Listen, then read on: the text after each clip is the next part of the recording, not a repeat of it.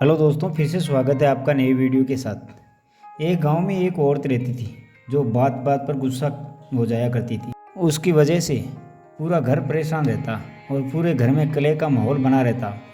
एक दिन उस औरत के दरवाजे पर एक साधु आया तो उस औरत ने साधु से अपनी परेशानी को बताई कि बाबा, मुझे बहुत जल्दी गुस्सा आ जाता है और अपने गुस्से को अपने कंट्रोल में नहीं रख पाती हूँ।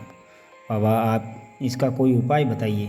साधु ने उसकी यह बात सुनकर अपने झोले से एक दवाई की शीशी निकाली और उस औरत को दे दी और उससे कहा, जब भी तुम्हें गुस्सा आए तो तुम्हें इनमें से 4 बूंद दवा अपनी जीभ पर डाल लेना और 10 मिनट तक मुंह नहीं खोलना, नहीं तो दवा अपना असर नहीं करेगी। और वह औरत साधु की बात सुनकर उस दवा को इस्तेमाल करने लगी। उसे जब भी गुस्सा आता वह तुरंत शीशी से 4 बूंद दवा अपने मुंह में डाल लेती और 10 मिनट के लिए चुप हो जाती। और ऐसा करते करते कुछ दिन में उसका गुस्सा एकदम शांत हो गया और बात बात पर गुस्सा करने की आदत छूट गई।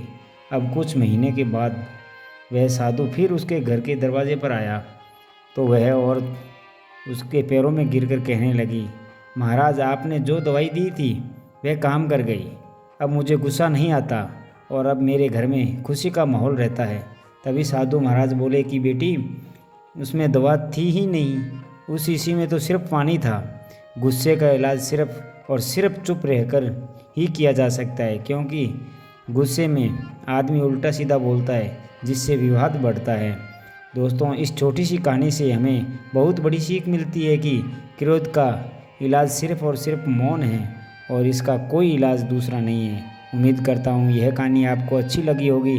मिलते हैं इसी तरह की अगली कहानी के साथ। चैनल में नए हैं तो चैनल को सब्सक्राइब कर लें। मिलते हैं अगले वीडियो में, तब तक अपना ख्याल रखना, मुस्कुराते रहना। धन्यवाद।